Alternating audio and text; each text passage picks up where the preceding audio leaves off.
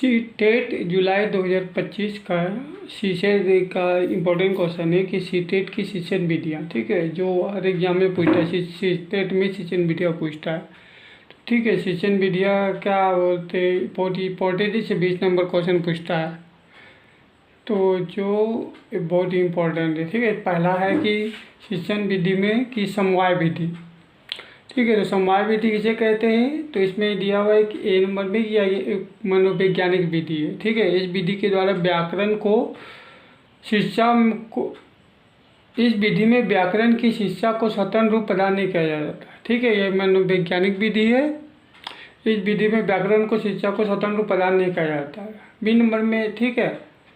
और इसमें पॉइंट दूसरा है कि इस विधि में व्याकरण को गद्य एवं पद पढ़ाते समय प्रयोग किया जाता है, मतलब ठीक है, व्याकरण को डायरेक्ट नहीं पढ़ाया जाता, मतलब कहानी या कविता में दे दिया जाता है ताकि उससे बच्चे को पढ़ने में आसानी हो, इसे समवाय विधि कहते हैं, ठीक है। तो समवाय विधि में क्वेश्चन किस प्रकार पूछता है, समवाय विधि में क्वेश्चन सीटेट में इस प्रकार पूछता है कि क्वेश्चन दिया हुआ है कि समवाय प्रणाली में शिक्षण होता है, ठीक है। दिया हुआ है कि सभी विषयों का समैच्छिक ज्ञान होता है। इसमें दिया हुआ है गद्य पर शिक्षण के साथ व्याकरण शिक्षण होता है। उत्तम लेखकों की रचनाएं पढ़कर व्याकरण का ज्ञान होता है। तो चौथा दिया हुआ है कि व्याकरण का अलग से दैनिक प्रयोग करता है, ठीक है।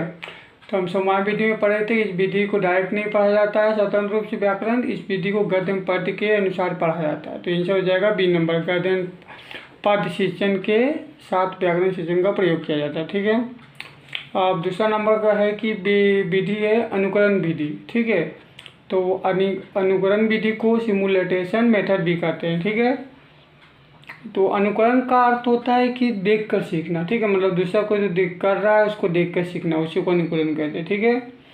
इसमें विद्यार्थी अपने शिक्षण का अनुकरण कर अपने भाषण के कौशल का विकास करते हैं, ठीक है, मतलब जैसे शिक्षक करता है उसी का अनुकरण करके अपने भाषा का कौशल का विकास करते हैं, ठीक है। इसमें विद्यार्थी में व्याख्यान में स्पष्टता होती है, ठीक है, मतलब इससे विद्यार्थी में व्याख्यान करने में स्पष्टता होती है।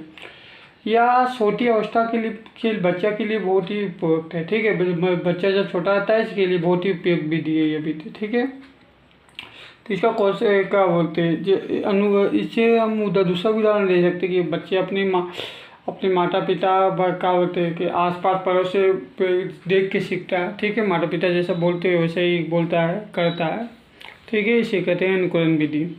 इसमें क्वेश्चन इस प्रकार आता है कि अनुकरण विधि रचना के लिए उपयुक्त है, ठीक है। कौन सी रचना के लिए उपयुक्त है,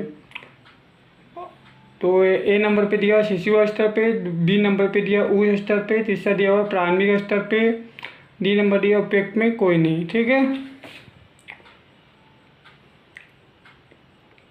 तो अनुकरण विधि हम लोग पढ़े थे कि छोटी अवस्था में क्या होता है, तो छोटा मतलब क्या बोलते हैं जब बच्चा स्कूल में पढ़ने जाता है, ठीक है, तो इसलिए आंसर हो जाएगा प्रारंभिक स्तर पर, ठीक है।